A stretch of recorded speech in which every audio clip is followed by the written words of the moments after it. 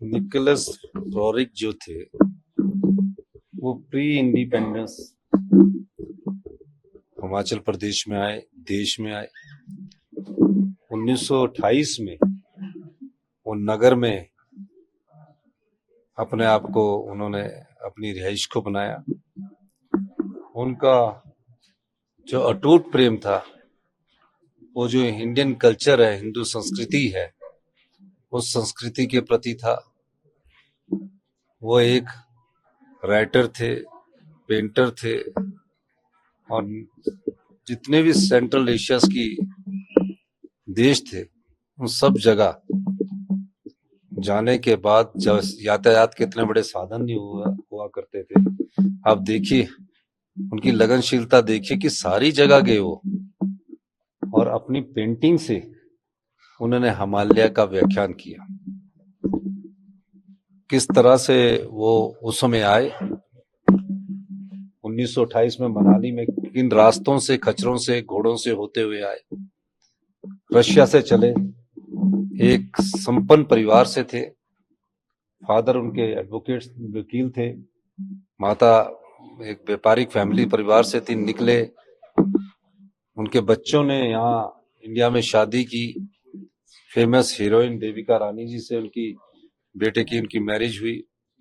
और ये हिमाचल के लिए सौभाग्य की बात है कि उन्होंने हिमाचल के कुल्लू के नगर को अपना घर माना, और एक संदेश अपनी पेंटिंग के माध्यम से उन्होंने पूरे विदेश और पूरे देश में देने की कोशिश की है। एक महान पेंटर थे और एक महान दार्शनिक थे। हम उनको आज इस प्रदर्शनी पर, मैं उनके जो उस समय उन्होंने जो पेंट किया है उसको देखने के लिए आया और उसका उद्घाटन करने के लिए आया। उनसे बातचीत कर रहे थे, उन्होंने इंदिरा गांधी और जवाहरलाल के साथ संबंधों का रेफरेंस बताया, रॉरिक पैक्ट की बात, जहां से भारत और रशिया के संबंधों की मतलब शुरुआत होती है। आज के संदर्भ में जब हम देख रहे हैं रशिया यूक्रेन वॉर भी चल रहा है, उनकी जो शांति का संदेश है वो कितना महत्वपूर्ण है और भारत की भूमिका कितनी महत्वपूर्ण है? देखो, भारत और रशिया अभी से दोस्त नहीं है। जब भी भारत पर विपदा आई, रशिया ने हमेशा भारत का साथ दिया और हमारे साथ कंधे से कंधा मिलाकर खड़े थे। हमारी और उनकी एक संस्कृति एक जैसी है, विचारों की सोच एक जैसी है, और हम जब हम विकसित हो रहे हैं धीरे धीरे, उसमें हमारे रशिया का भी बहुत बड़ा योगदान है। विकास में हमें सहयोग करते हैं। तो हमारी दोस्ती सदियों पुरानी है, और उस सदियों पुरानी का एक उदाहरण 1928 में जब प्री इंडिपेंडेंस के समय उनका ये प्यार ही था जो यहाँ हिमाचल खींच कर लाया। यही मैं कहना चाहता हूँ। और इस जो रॉरिक ट्रस्ट है, इसको हम और स्ट्रेंथनिंग करेंगे। इसमें जो कुछ हो सकता होगा उसको हम करने की सरकार की तरफ से भरपूर सहयोग करेंगे। धन्यवाद। भारतीय जनता पार्टी पॉलिटिक्स कर रही है, किस तरह से देखते हैं चुनाव के मद्देनजर जो आपने सिंबॉलिक अपील की थी, उसके मद्देनजर चुनाव के साथ इसको जोड़ के कि जो कांग्रेस पार्टी है वो पहले वादा करती है, बाद में कहती है। देखिए, मैं एक चीज कहना चाहता हूँ। मैं जो भी काम कर रहा हूँ वो 2027 में हिमाचल प्रदेश आत्मनिर्भर कैसे बने, और 2032 में हिमाचल प्रदेश हिंदुस्तान का सबसे समृद्धशाली और अमीर राज्य बने। मेरी आप पहले दिन से स्टेटमेंट रखो। और दूसरा, जो ये कहा जा रहा है कि फाइनेंशियल मेस हो गया है, पैसे नहीं, ऐसा नहीं है। ये रिफॉर्म है। अगर हमने 2 महीने की सैलरी को रोक लगाई है तो इसलिए लगाई है कि हम सब लोगों को, समाज के सभी वर्गों को ये सोचना है कि हमें आने वाले समय में अपने आप को डिसिप्लिन करना है, अनुशासित करना है। ये एक ऐसी व्यवस्था 40 साल से चल रही है जिसमें सुधार करने की जरूरत है, और मैं सुधार कर रहा हूं। और आपको मैं बताना चाहता हूं, इस सुधार से हमारी अर्थव्यवस्था में बहुत तेजी से सुधार हो रहा है। और ये जो कर्जा बोलते हैं 85,000 करोड़ रुपए का कर्जा, तो इनके समय था 10,000 करोड़ की लायबिलिटी भी थी। हमने तो कर्मचारियों को 7% की डीए की किस्त भी दी है, 4% इस बजट में, 3% और दी है। लेकिन अभी हमारी अर्थव्यवस्था तेजी पकड़ रही है, इसमें थोड़ी सी भी रुकावट आती है तो वो थोड़ा सा हमारा जो अर्थव्यवस्था में जो तेजी आई है उसमें कमी आएगी। तो मेरा यह मानना है कि इस प्रकार चर्चा करने की पता नहीं क्या हो गया है, ऐसा कुछ नहीं है। ये सुधारात्मक कदम जब उठाते हैं तो इस प्रकार की स्थिति आती है। और मैं आपको कहना चाहता हूं कि हमने जो वादे किए वो भी पूरा कर रहे हैं। अब 14 प्रकार की सब्सिडी दी है। अब कई लोगों ने फोन करके बोला कि हम अपनी बिजली की सब्सिडी को छोड़ना चाहते हैं क्योंकि हम 10-10 लाख रुपया इनकम टैक्स देते हैं। कई लोग बोलते हैं कि हम मुफ्त का पानी नहीं पीना चाहते, पर हमें पानी अच्छा दीजिए।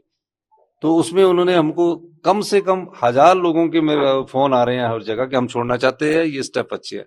तो उस स्थिति को भी हम ठीक कर रहे हैं, फैसले कर रहे हैं और फैसले करके आगे बढ़ रहे हैं। तो इस प्रकार बोलना कि फाइनेंशियल क्राइसिस है, ऐसा कोई बात नहीं है। और मैं आपको स्पष्ट कहना चाहता हूँ, ये अपने आप को डिसिप्लिन करने के लिए हमने किया है। और जो खर्चे हैं वो खर्चे भी करने पड़ते हैं। अगर हम खर्चे नहीं करेंगे तो कैपिटल एक्सपेंडिचर ही नहीं होगा। अब जैसे बिल्डिंगों की रिस्टोरेशंस है, रोड्स रिस्टोरेशंस है, ये सब खर्चे में, और हमें टारगेट दिया होता है कि इतने 1000 करोड़, इस साल हमें 6000 करोड़ खर्च करना है।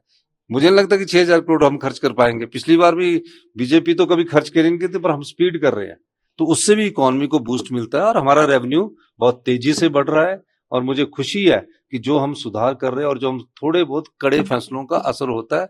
मेरा सभी वर्गों के, समाज के सभी वर्गों से अनुरोध है कि सरकारी कर्मचारी जहां है वहां किसान भी है, बागवान भी है, मजदूर भी है, महिलाएं भी है, आम लोग भी है।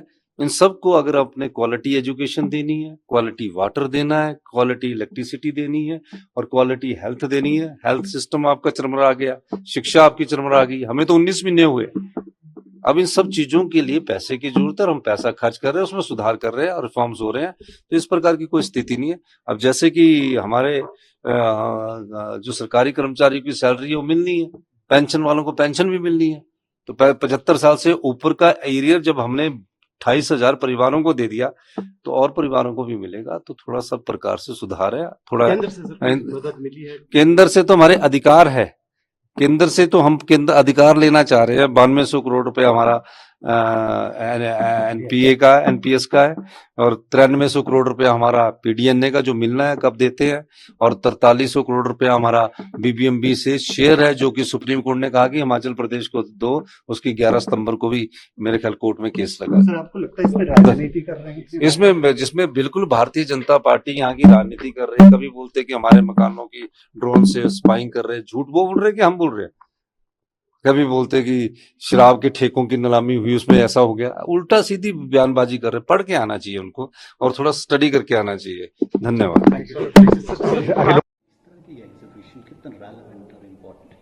सर, इस कंटेक्स्ट में और आज के टाइम में काफ़ी ज़्यादा रेलेवेंट है। अभी थोड़े दिन पहले हमारे प्राइम मिनिस्टर, आप जानते हैं, यूक्रेन और रशिया दोनों जगह जाके आए हैं।